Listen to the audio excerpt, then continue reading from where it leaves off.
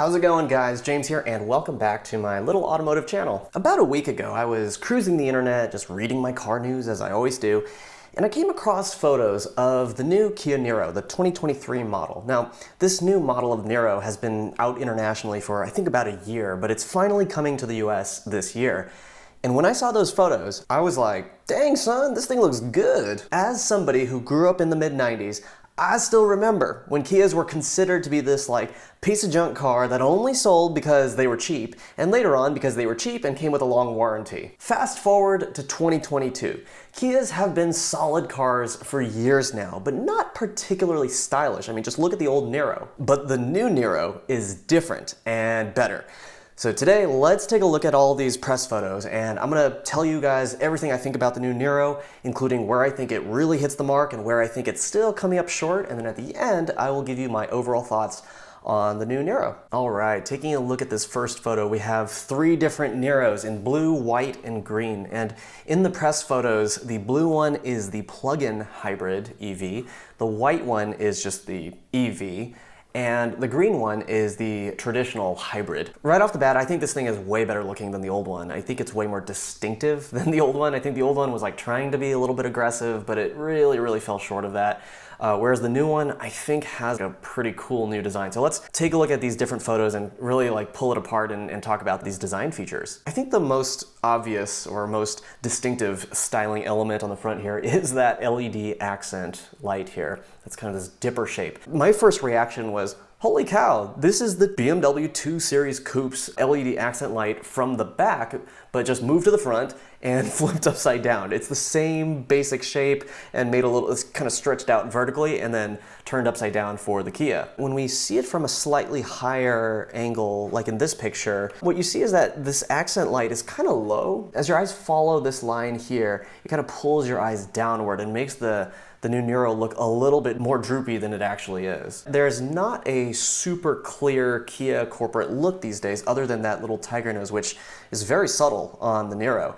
I mean, if you look at the LED accent light, which is the most distinctive and most eye-catching part of the front design, it looks nothing like other Kias, right? Think about the LED accent lights on, say, the EV6, the Telluride, the Sportage, the Sorento. They all look totally different from each other. I'm not totally sure what strategy Kia is going for here in terms of a corporate look, but hey, I'm glad they're experimenting. That is a cool thing. In the plug-in hybrid, you have the charge port in front of the driver's door, whereas in the battery electric vehicle, you have the charge port out in front. This kind of brings up a question that I've personally wondered about for years. Where's the best location for a charge port on an EV? Is it in front? Is it, on the front fender? Is it in the back, like in a Tesla? Let me know your thoughts. I'd love to hear what you think if you have an opinion on this matter, this very important matter. Leave a comment below. Take a look at this picture here where Kia is showing off the fact that you can plug in this little adapter here, and then from that adapter, you can plug in household appliances like this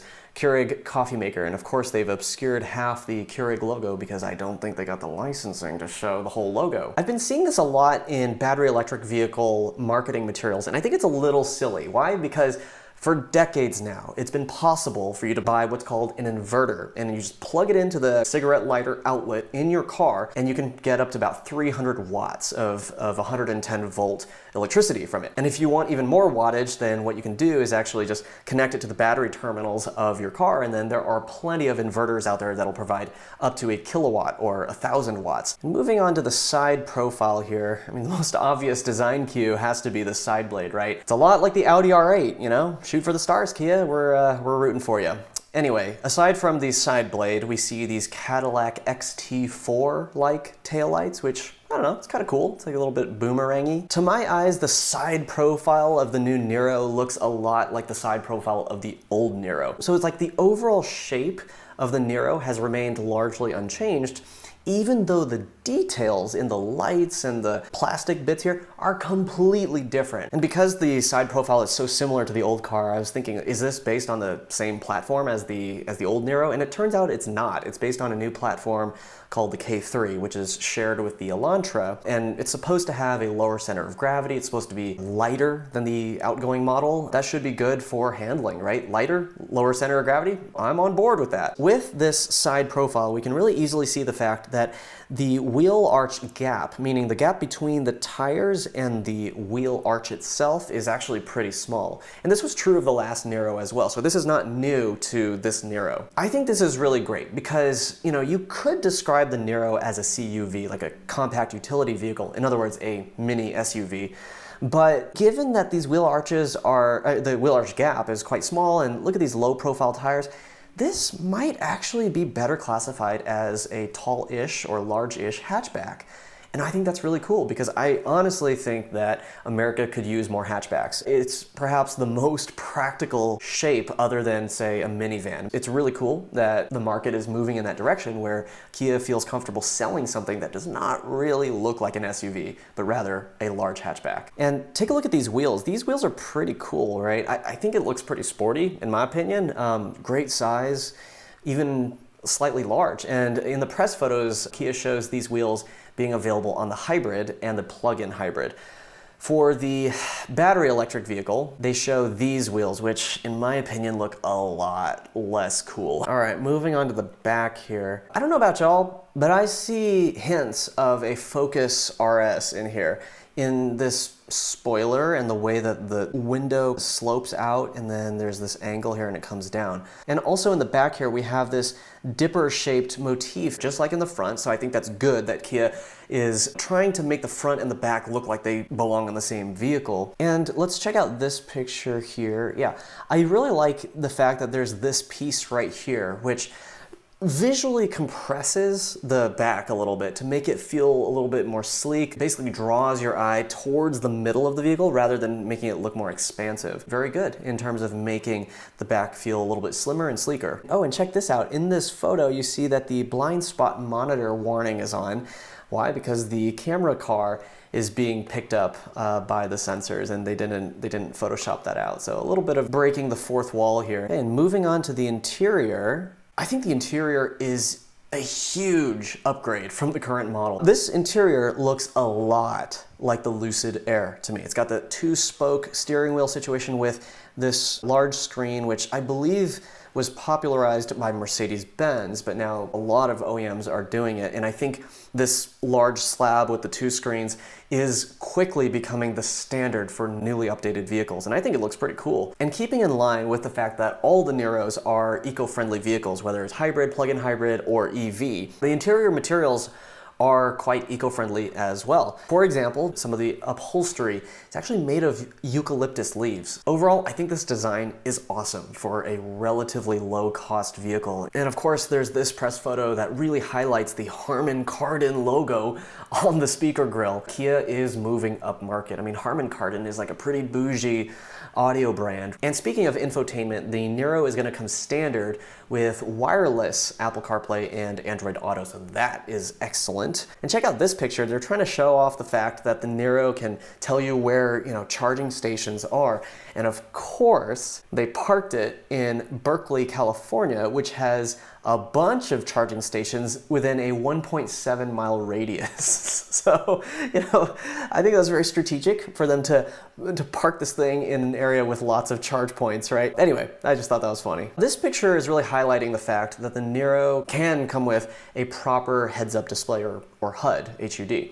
And this is the kind where in front of the driver, like kind of on top, like beyond the instrument cluster, there's a tunnel that goes down and there's a very bright display down there where the light comes up and reflects off of the windshield and into your eyes. In the past, there were some cars that had a little plexiglass reflector, but this is the sort of the proper integration of a heads-up display, so you don't have that extra plexiglass layer. This picture, I think, shows a really, really cool color combination and angle of the interior. I mean, this looks fantastic. Seriously, this looks so much more expensive. I really like these stripes here. I don't know, I mean, it just looks cool. I don't know what it reminds me of, but I like it. Another car that this kind of reminds me of is, it's almost like if you take the C8 Corvette cockpit And then around the driver, there's like this like cockpit kind of feeling. And if you just expand that out to include both people sitting in front, that's kind of what this reminds me of with these door panels that slope down quite significantly. Looking at the trunk, the seats do fold down, so that's great, which, I mean, it better, right? I mean, that would be really impractical if it didn't. And in this picture, we also see that the C-pillar is huge. It reminds me a little bit of the Mazda 3 hatchback. In that car, a lot of people complained that it really creates a huge blind spot. I suspect the Niro is going to be better than the Mazda 3 hatch in terms of visibility because the whole Niro is more boxy and a little bit more upright. But I would love to drive this as soon as it comes stateside, to see if that's the case. And going to the last few pictures here, these are under-hood pictures. So this first one is the regular hybrid, not the plug-in. 4-cylinder engine mounted transversely, and then this hybrid hardware here with bright orange cables telling you don't touch these because you will die. And then we take a look at this one, which is the battery electric vehicle. It has this lead acid battery here, as current EVs typically do. Maybe they all do. I don't know for sure, but I believe they all do. This is because many of the electronics still run on 12 volts. They are legacy components from ICE vehicles, from internal combustion engine vehicles. So a lot of these components still run on 12 volts, and that's why we have a 12-volt battery. And of course, the electric vehicle battery, the EV battery, will charge the 12-volt battery as it gets used. Anyway, the main attraction here is this little frunk storage space. And I think it's probably enough for some charging cables or that adapter for the appliances like the Keurig coffee maker. That's probably what they intended it for. You might be disappointed that the Niro doesn't have a full frunk. I think it's actually not too bad because the Niro is based on a platform that is shared with a hybrid and a plug-in hybrid and the Hyundai Elantra, right? So it's not like just a pure EV platform. If it were a pure EV platform, then yeah, we would probably expect that there would be more space under the front hood. And frankly, this is a lot better than the EVs that are on a dedicated EV platform that still don't have space up front. Okay, so what are my overall thoughts on the new Niro? The new Niro fixes, in my opinion, the biggest problem with the old Niro, which is interior and exterior styling. It looks modern and fresh and a little bit edgy, but not over the top, and I really like that. I love the fact that the interior of the Niro is that next generation look, where they have that big panel with the 2 LCDs built in. I also like the fact that the BEV gets more range than before, and that's really handy because the Niro is positioned as a cheaper electric vehicle than, say, the EV6. The EV6 is road trip worthy because it can charge very, very quickly when you are hooked up to the right kind of charger, whereas the Niro, which is positioned as like a cheaper EV, does not charge quite so quickly. So it's nice to have that extra little bit of range. And given the fact that it's just a really practical vehicle with eco-friendly powertrains, this is a real contender for my household's next practical vehicle after our CX-30. For now, the CX-30 is great, and I think it's a beautiful vehicle, and it gets the job done for us. But in a year or two, I will definitely consider the Niro, either the plug-in hybrid or the EV. Actually, even the hybrid. I would consider all 3 versions.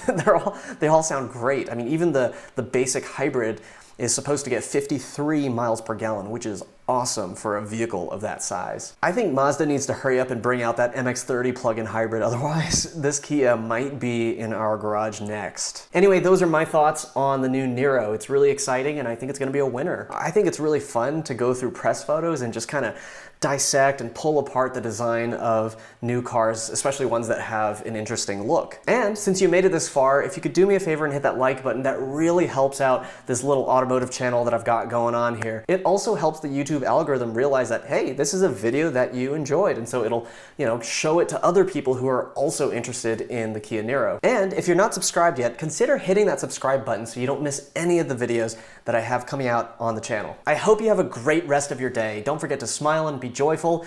As Donut Media always says, be kind, and I will see you in the next video.